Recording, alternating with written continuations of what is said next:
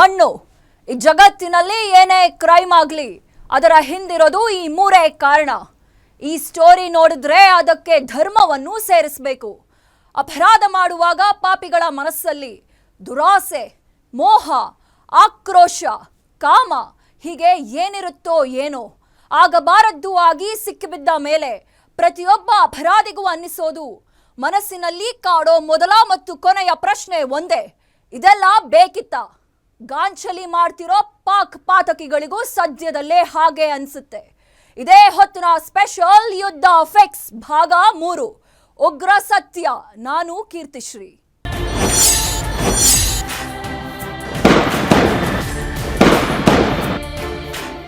ಆಳು ನೋಡಿದ್ರೆ ಅಲಂಕಾರ, ಬಾಳು ನೋಡಿದ್ರೆ ಬಾಯಿ ಬಡ್ಕೋಬೇಕು ಅನ್ನೋ ಹಾಗಿದೆ ಪಾಪಿಗಳ ಪರಿಸ್ಥಿತಿ. ತಿನ್ನೋಕು ಗತಿ ಇಲ್ಲ, ಕುಡಿಯೋಕು ನೀರಿಲ್ಲ. ಆದರೂ ಪಾಕಿಸ್ತಾನಿಗಳ ಗಾಂಚಲಿಗೇನು ಕಮ್ಮಿ ಆಗಿಲ್ಲ. ಡಿಫೆನ್ಸ್ ಮಿನಿಸ್ಟರ್ ನೋಡಿದ್ರೆ 30 ವರ್ಷದಿಂದ ಉಗ್ರರಿಗೆ ಸಪೋರ್ಟ್ ಮಾಡ್ತಾ ಇದೀವಿ ಅಂತ ಸತ್ಯ ಬಾಯ್ಬಿಟ್ಟಿದ್ದಾನೆ. ಮತ್ತೊಬ್ಬ MLA ಸಿಂಧೂ ನದಿ ನೀರು ಬಿಡದಿದ್ರೆ ಭಾರತೀಯರ ರಕ್ತ ಹರಿಸ್ತೀವಿ ಅಂತ ನಾಲಿಗೆ ಹರಿದು ಬಿಟ್ಟಿದ್ದಾನೆ. ಅಬ್ಬಬ್ಬಾ, ಅದೇನು ಕೊಬ್ಬಿನ ಮಾತು ಅಂತೀರಾ? ಅದೆಂತ ವಾರ್ನಿಂಗ್ ಅಂತೀರಾ? ಇಂಥ ಗೊಡ್ಡು ಬೆದರಿಕೆಗಳಿಗೆ ಭಾರತ ಎದುರುಕೊಂಡು ಬಿಡುತ್ತೆ ಅನ್ಕೊಂಡಿದ್ದಾರೆ. ಆದರೆ ನಮ್ಮ ಸೈನಿಕರು ಪಾಪಿಗಳ ಬುಡಕ್ಕೆ ಬಿಸಿ ನೀರು ಕಾಯಿಸ್ತಾ ಇದ್ದಾರೆ. India will identify, track and punish every terrorist.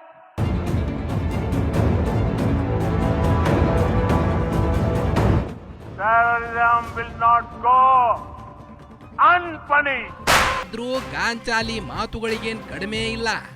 ಅಡಿಯಿಂದ ಮುಡಿವರೆಗೂ ತುಂಬಿಕೊಂಡಿರೋ ಕೊಬ್ಬು ಕರಗಿಲ್ಲ ಅನ್ಸುತ್ತೆ. Well, we have been doing this dirty work for the United States for about 3 decades.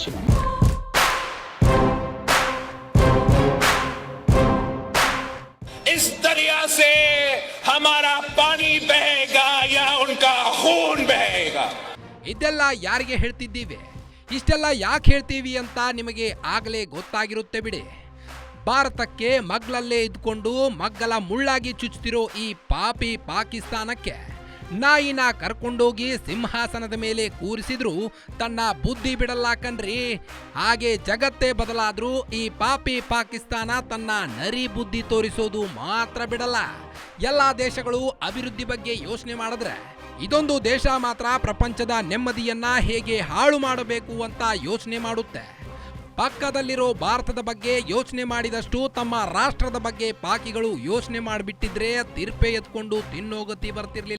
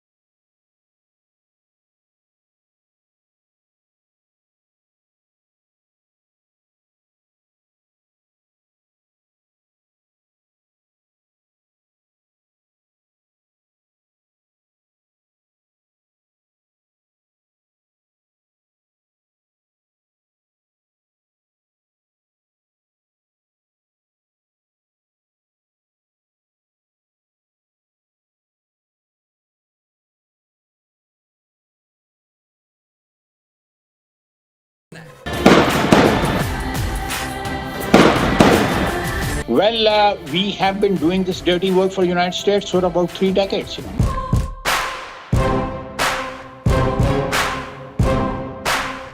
इस दरिया से हमारा पानी बहेगा या उनका खून बहेगा.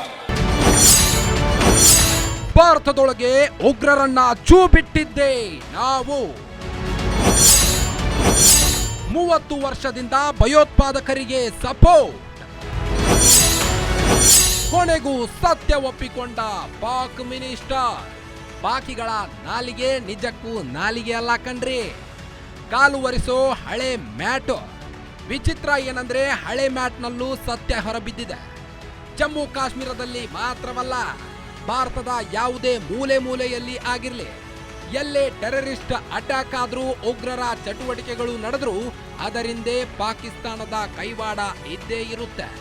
ಇದನ್ನ ಇಡೀ ಪ್ರಪಂಚವೇ ಹೇಳುತ್ತೆ. ಆದ್ರೆ ಪಾಕ್ ಮಾತ್ರ ನಮಗೂ ಇದಕ್ಕೂ ಸಂಬಂಧವಿಲ್ಲ ಅನ್ನೋ ರೀತಿಯಲ್ಲಿ ವರ್ತಿಸುತ್ತೆ. ಟೆರರಿಸ್ಟ್ಗಳನ್ನ ನಾವು ಬೆಂಬಲಿಸಲ್ಲ ಅಂತ ಬೊಗಳೆ ಬಿಟ್ಟಿದೆ.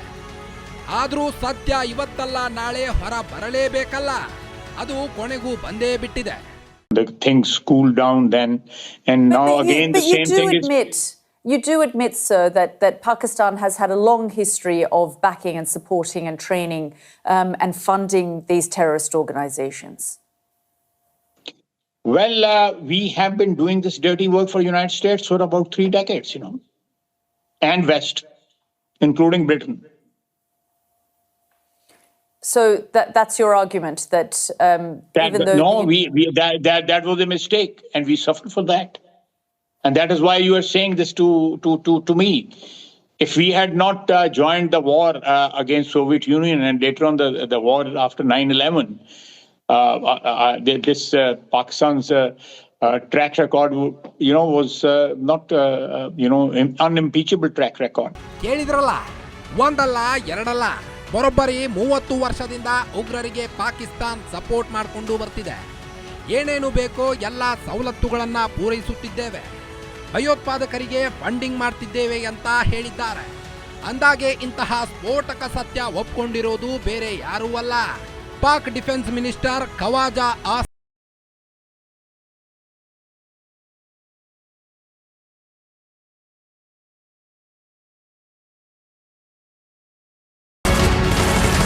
ಪಹಲ್ಗಾಮ್ ದಾಳಿಯಲ್ಲಿ ಪಾಕಿಸ್ತಾನದ ಕೈವಾಡವಿದೆ, ಪಾಕ್ ಸೇನೆಯ ಕುಮ್ಮಕ್ಕಿದೆ ಅಂತ ಭಾರತ ಆರೋಪ ಮಾಡಿತ್ತು. ಪಾಕ್ ಪ್ರಧಾನಿ ಶಹಬಾಜ್ ಶರೀಫ್ನಿಂದ ಹಿಡಿದು ಎಲ್ಲರೂ ನಮ್ದೇನು ತಪ್ಪಿಲ್ಲ ಅನ್ನೋ ರೀತಿಯಲ್ಲಿ ವರ್ತಿಸಿದ್ರು. ನಾವು ಕುಮ್ಮಕ್ಕು ಕೊಟ್ಟಿಲ್ಲ ಅಂತ ಸುಳ್ಳು ಹೇಳ್ಕೊಂಡೇ ಬರ್ತಿದ್ರು. ಆದ್ರೀಗ ಪಾಕ್ನ ರಕ್ಷಣಾ ಸಚಿವರೇ 30 ವರ್ಷದಿಂದ ಮಾಡಿಕೊಂಡು ಬಂದ ನಿಜ ಕೆಲಸವನ್ನ ಒಪ್ಪಿಕೊಂಡಿದ್ದಾರೆ. ಅಲ್ಲಿಗೆ ಇದುವರೆಗೂ ಜಮ್ಮು ಕಾಶ್ಮೀರದಲ್ಲಿ ನಡೆದ ಎಲ್ಲ ಉಗ್ರ ದಾಳಿಗೆಲ್ಲ ಪಾಕ್ನ ಸಹಕಾರವಿತ್ತು ಅಂತ ಬಯಲಾಗಿದೆ. ಖುದ್ದು ಅಲ್ಲಿನ ರಾಜಕಾರಣಿಗಳು, ಸೇನಾಧಿಕಾರಿಗಳೇ ಉಗ್ರರನ್ನ ನುಸುಳಿ ನೆತ್ತರು ಹರಿಸುತ್ತಿದ್ದಾರೆ.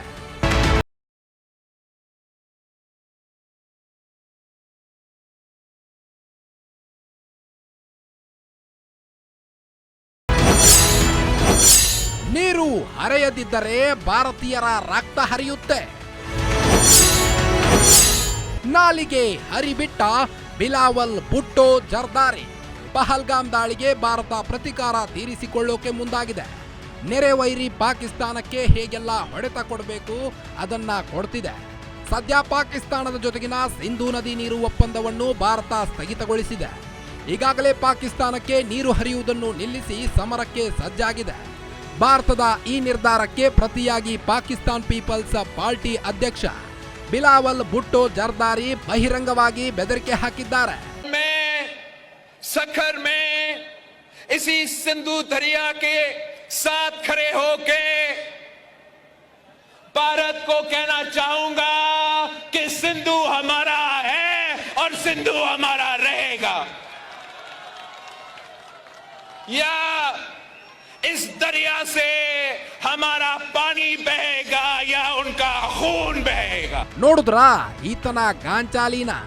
ಸಿಂಧು ನದಿ ನೀರು ನಿಲ್ಲಿಸಿದ್ರೆ ಭಾರತೀಯರ ರಕ್ತ ಹರಿಯುತ್ತಂತೆ. ಎಷ್ಟು ಧೈರ್ಯದಿಂದ ಬಹಿರಂಗವಾಗಿ ಹೇಳಿಕೆ ಕೊಟ್ಟಿದ್ದಾನೆ ನೋಡಿ. ಬಿಲಾವಲ್ ಭುಟ್ಟೋ ಅಂತ ಜುಟ್ಟುಗಳನ್ನ ಭಾರತೀಯರಿಗೆ ಹೇಗೆ ಮಟ್ಟ ಹಾಕಬೇಕು ಅಂತ ಚೆನ್ನಾಗಿ ಗೊತ್ತು. ಹೀಗೆ ಬಹಿರಂಗವಾಗಿ ಹೇಳಿಕೆ ಕೊಟ್ಟಿದ್ದ ತಕ್ಷಣ ಸಿಂಧೂ ನದಿ ನೀರನ್ನ ಹರಿಸೋದಿಲ್ಲ. ಆತ ತಿಪ್ಪುರ್ಲಾಗ ಹಾಕಿದ್ರೂ ಭಾರತ ಮುಂದಿಟ್ಟ ಹೆಜ್ಜೆನ ಹಿಂದಿಡಲ್ಲ ಅಂತ ಆತನಿಗೂ ಗೊತ್ತು, ಇಡೀ ಜಗತ್ತಿಗೂ ಗೊತ್ತು. ಆದ್ರೂ ಬಾಯಿ ಚಪಲ ನೋಡಿ ಅಲ್ಲಿನ ಜನರನ್ನ ಮೆಚ್ಚಿಸೋಕೆ ಬಾಯಿಗೆ ಬಂದಂಗೆ ಹೇಳಿಕೆ ನೀಡಿದ್ದಾನೆ. Well, we have been doing this dirty work for the United States for about 3 decades,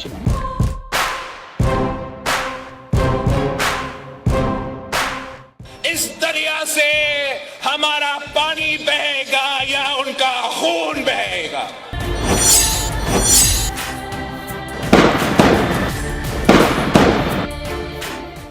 Bharat ಕೊಟ್ಟ ಏಟಿಗೆ ನಲುಗುತ್ತಿದ್ರು ಪಾಕಿಸ್ತಾನಿಗಳ ದಿಮಾಕು ಸೊಕ್ಕು ಮಾತ್ರ ಕಮ್ಮಿ ಆಗಿಲ್ಲ.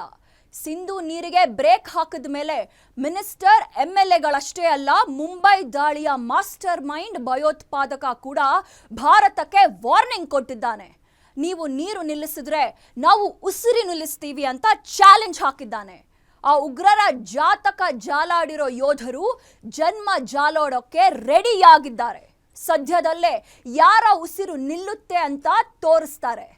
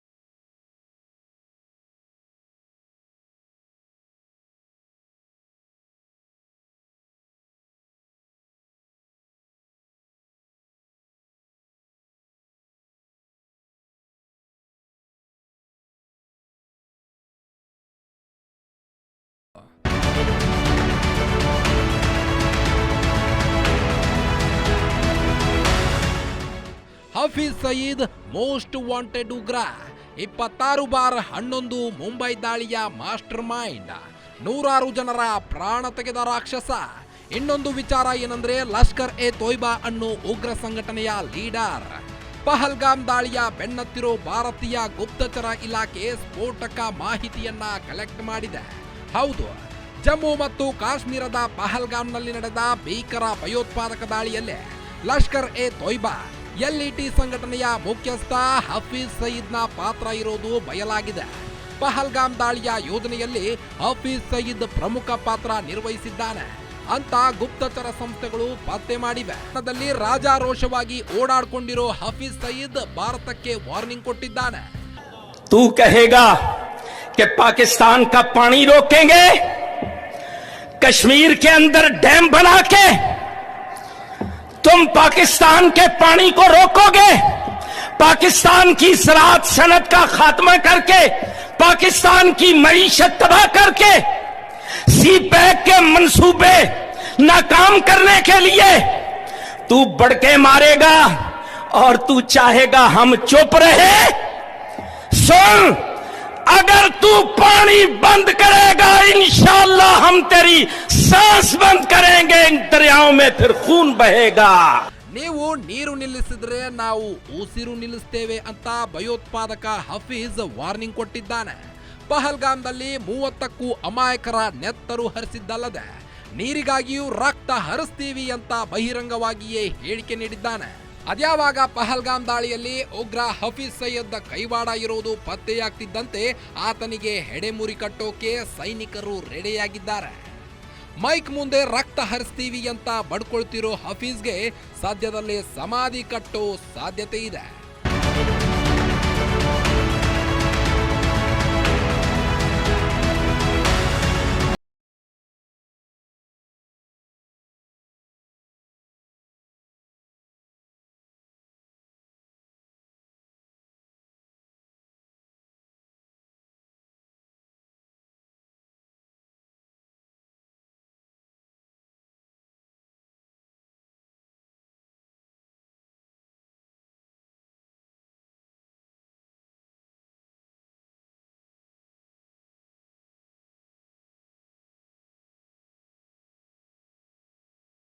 ಅಮಾನತು ಮಾಡಿದೆ. ಇದು ಪಾಕಿಸ್ತಾನಕ್ಕೆ ಮರ್ಮಾಘಾತವನ್ನು ತಂದಿದೆ. ಸಿಂಧೂ ನದಿಯ ನೀರು ಪಾಕಿಸ್ತಾನಕ್ಕೆ ಜೀವನಾಡಿ ಇದ್ದಂತೆ. ಸಿಂಧೂ ನದಿ ನೀರನ್ನು ಭಾರತ ಬೇರೆ ಕಡೆ ತಿರುಗಿಸಿದ್ರೆ ನಾವು ಸೇನೆಯನ್ನ ಬಳಸಿ ಉತ್ತರ ನೀಡ್ತೀವಿ. ಜೊತೆಗೆ ತಟಸ್ಥ ತನಿಖೆಗೆ ನಾವು ಸಿದ್ಧ ಅಂತ ಪಾಕ್ ಪ್ರಧಾನಿ ಸೆಹಬಾಜ್ ಶರೀಫ್ ಹೇಳಿದ್ದಾರೆ. Continues a pattern of exploitation, leveling baseless allegations and false accusations without credible investigation or verifiable evidence. The recent tragedy in Pahalgam is yet another example of this perpetual blame game, which must come to a grinding halt. And now, continuing with its role as a responsible country, Pakistan is open to participate in any neutral, transparent, and credible investigation. Pahalgam ದಾಳಿಗೆ ಪ್ರತೀಕಾರವಾಗಿ ದಿಟ್ಟ ಹೆಜ್ಜೆ ಇಟ್ಟಿರೋ ಮೋದಿ ಸಿಂಧು ನದಿ ಒಪ್ಪಂದ ರದ್ದು ಮಾಡಿದ್ದಾರೆ. Attari Wagah border ಗಡಿ ಬಂದ್ ಮಾಡುವಂತೆ ಸೂಚಿಸಿದ್ದಾರೆ. ಪಾಕಿಸ್ತಾನಿಯರಿಗೆ ಭಾರತಕ್ಕೆ ಬರಲು ನೀಡಲಾಗಿದ್ದ ಎಲ್ಲಾ ಮಾದರಿಯ ವೀಸಾಗಳನ್ನ ತಕ್ಷಣದಿಂದಲೇ ರದ್ದುಗೊಳಿಸಲಾಗಿದೆ. ಭಾರತದಲ್ಲಿರುವ ಎಲ್ಲಾ ಪಾಕಿಸ್ತಾನಿಯರಿಗೆ ದೇಶ ತೊರೆಯುವಂತೆ ಸೂಚಿಸಲಾಗಿದೆ. ಪಾಕ್ ಪ್ರಜೆಗಳ ಜೊತೆಗೆ ಪಾಕ್ ರಾಯಭಾರ ಕಚೇರಿ ಅಧಿಕಾರಿ ಸಂಖ್ಯೆ ಕಡಿತಕ್ಕೆ ಸೂಚನೆ ಹಾಗೂ ಇಸ್ಲಾಮಾಬಾದ್ನಲ್ಲಿರುವ ಭಾರತೀಯ ರಾಯಭಾರ ಕಚೇರಿಯ ಸಿಬ್ಬಂದಿ ಸಂಖ್ಯೆಯನ್ನ ಇಳಿಕೆ ಮಾಡುವ ತೀರ್ಮಾನವನ್ನ ಕೈಗೊಳ್ಳಲಾಗಿದೆ.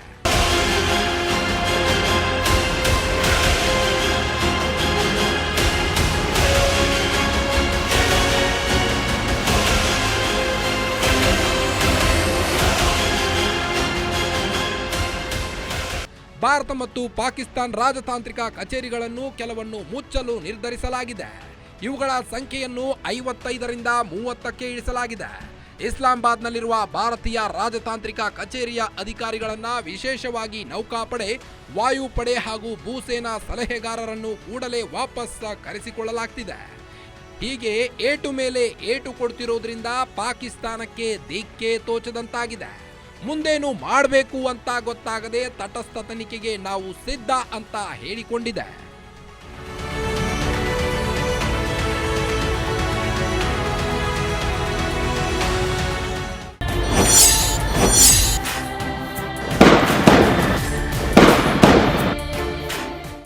ಭಾರತದ ವಿರುದ್ಧ ಪಾಕಿಸ್ತಾನ ಕತ್ತಿ ಮಸಿತಾನೆ ಇರುತ್ತೆ. ಇದೀಗ ಪಾಕಿಸ್ತಾನ ಸೇನಾಧಿಕಾರಿ ಬಹಿರಂಗವಾಗಿ ಭಾರತೀಯರಿಗೆ ಕತ್ತು ಸೀಳುವ ಬೆದರಿಕೆ ಹಾಕಿದ್ದಾನೆ. ಇದಕ್ಕೆಲ್ಲ ಉತ್ತರ ಕೊಡೋಕೆ ಭಾರತ ಸಜ್ಜಾಗಿದೆ. ಸದ್ಯದಲ್ಲೇ ರಿಯಲ್ ವಾರ್ಗೆ ಶಂಖನಾದ ಮೊಳಗಿಸಲಿದೆ. ಈ ಬಾರಿ ಭಾರತ ನುಗ್ಗಿದ್ರೆ ಉಗ್ರರ ತಾಣಗಳಷ್ಟೇ ಅಲ್ಲ, ಇಡೀ ಪಾಕಿಸ್ತಾನವೇ ಬಯಲು ಭೂಮಿಯಾಗೋದು ಗ್ಯಾರಂಟಿ. ಕತ್ತು ಸೀಳುವ ಸನ್ನೆ ಮಾಡಿದ ಪಾಕ್ ಅಧಿಕಾರಿ. ಪಾಕ್ ಸೇನಾ ಮುಖ್ಯಸ್ಥನ ಕುಟುಂಬ ಎಸ್ಕೆ. ಜಮ್ಮು ಮತ್ತು ಕಾಶ್ಮೀರದ ಪಹಲ್ಗಾಮ್ನಲ್ಲಿ ನಡೆದ ಭಯೋತ್ಪಾದಕ ದಾಳಿ ಇಡೀ ದೇಶವನ್ನೇ ಕೆರಳಿ ಕೆಂಡವಾಗಿಸಿದೆ. ಭಯೋತ್ಪಾದಕರನ್ನ ಸದೆಬಡಿಯಲು ದೇಶದಾದ್ಯಂತ ಕಿಚ್ಚು ಹೆಚ್ಚಾಗ್ತಿದೆ. ಪಹಲ್ಗಾಮ್ನಲ್ಲಿ ಭಯೋತ್ಪಾದಕ ದಾಳಿ ಖಂಡಿಸಿ ಭಾರತೀಯ ಸಮುದಾಯದ ಸದಸ್ಯರು ಲಂಡನ್ನಲ್ಲಿರುವ ಪಾಕಿಸ್ತಾನ ಹೈಕಮಿಷನ್ ಹೊರಗೆ ಪ್ರತಿಭಟನೆಯನ್ನ ನಡೆಸಿದ್ದಾರೆ. ಈ ವೇಳೆ ಬಂದ ಪಾಕಿಸ್ತಾನ್ ಸೇನೆಯ ಹಿರಿಯ ಅಧಿಕಾರಿಯೊಬ್ಬ ಲಂಡನ್ನಲ್ಲಿ ಪ್ರತಿಭಟನಾಕಾರರ ಕಡೆಗೆ ಬೆದರಿಕೆಯ ಸನ್ನೆ ಮಾಡಿದ್ದಾನೆ. ಅದು ಕ್ಯಾಮೆರಾದಲ್ಲಿ ಸೆರೆಯಾಗಿದೆ.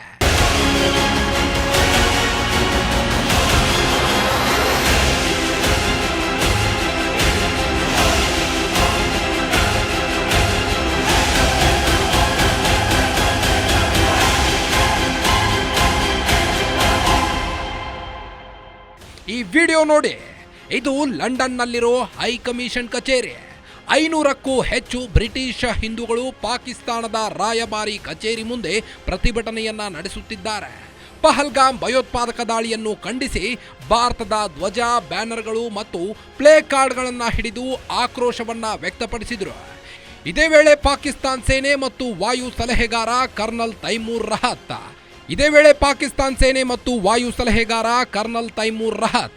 ಭಾರತೀಯ ಸಮುದಾಯದ ಪ್ರತಿಭಟನಾಕಾರರ ಕಡೆಗೆ ಸಾರ್ವಜನಿಕವಾಗಿ ಬೆದರಿಕೆಯ ಸನ್ನೆ ಮಾಡಿದ್ದಾನೆ. ಭಾರತೀಯ ಸಮುದಾಯದ ಪ್ರತಿಭಟನಾಕಾರರ ಮೇಲೆ ಕತ್ತು ಸೀಳುವ ಸನ್ನೆ ಮಾಡಿರುವುದು ವೈರಲ್ ಆಗಿದೆ. ಈ ಸನ್ನೆ ಭಾರತೀಯರನ್ನ ಕೆರಳಿ ಕೆಂಡವಾಗಿಸಿದೆ. ಪಾಕಿಸ್ತಾನದ ವಿರುದ್ಧ ಅವರ ಕೋಪವನ್ನ ಮತ್ತಷ್ಟು ಹೆಚ್ಚಿಸಿದೆ.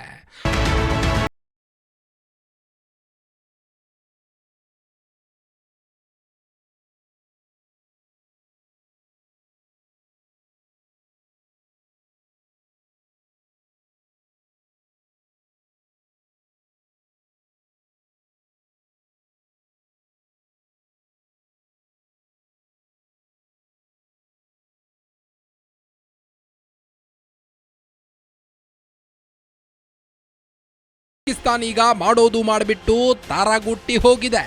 ಯಾಕಂದ್ರೆ ಪಹಲ್ಗಾಮ್ ದಾಳಿ ಬಳಿಕ ಪಾಕಿಸ್ತಾನ ಮತ್ತು ಭಾರತದ ಗಡಿಯಲ್ಲೇ ಯುದ್ಧದ ಕಾರ್ಮೋಡ ಆವರಿಸಿದೆ. ಭಾರತದ ದಿಟ್ಟ ಹೆಜ್ಜೆಗಳು ಪಾಕಿಸ್ತಾನಕ್ಕೆ ನಡುಕ ಹುಟ್ಟಿಸಿದೆ.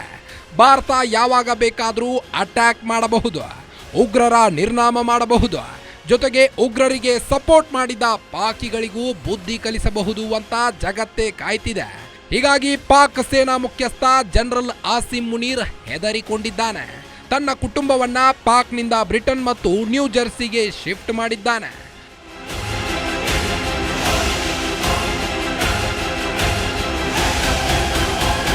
ಪಾಕಿಸ್ತಾನ್ ಅರೇಬಿಯನ್ ಸಮುದ್ರದಲ್ಲಿ ಗುಂಡಿನ ಕವಾಯತು ಪ್ರಾರಂಭಿಸಿದಾಗ ಭಾರತೀಯ ನೌಕಾಪಡೆಯು INS ವಿಕ್ರಾಂತ್ನ ಸಮುದ್ರಕ್ಕೆ ಇಳಿಸಿತ್ತು.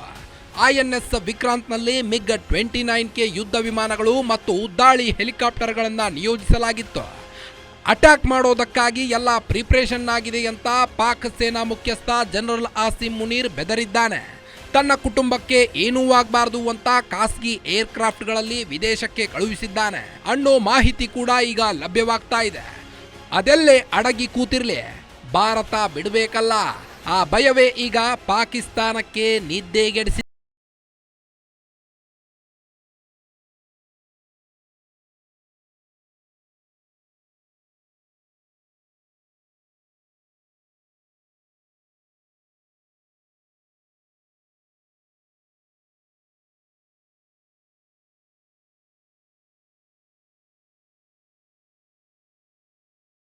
ಭಿಕ್ಷೆ ಬೇಡ್ತಾ ತಿಂತಿದ್ರು ದಿಮಾಕಿಗೇನು ಕಮ್ಮಿ ಇಲ್ಲ.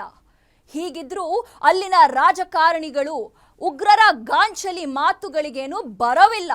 ಪಾಕಿಸ್ತಾನವೀಗ ಶಾಂತವಾಗಿದ್ದ ಭಾರತವನ್ನ ಕೆಣಕಿ ತಪ್ಪು ಮಾಡಿಬಿಟ್ಟಿದೆ. ಈಗೇನಿದ್ರು ಒನ್ ಸೈಡ್ ವಾರ್. ಭಾರತ ಕೊಡ್ತಾ ಇರುತ್ತೆ, ಪಾಕಿಸ್ತಾನ ಈಸ್ಕೋಬೇಕು ಅಷ್ಟೇ. ಈಗಾಗಲೇ ಇದೆಲ್ಲ ಬೇಕಿತ್ತಾ ಅಂತ ಅನ್ನಿಸೋಕೆ ಶುರುವಾಗಿದೆ. ಅದಾಗಿದ್ರೂ ಜಸ್ಟ್ ಸ್ಯಾಂಪಲ್. ಮುಂದಿದೆ ಅಸಲಿ ಊರಬ್ಬ. ಇದೇ ಹೊತ್ತಿನ ಸ್ಪೆಷಲ್. ಇದು ಗ್ಯಾರಂಟಿ ನ್ಯೂಸ್. ಸುದ್ದಿ ಖಚಿತ, ನ್ಯಾಯ ನಿಶ್ಚಿತ.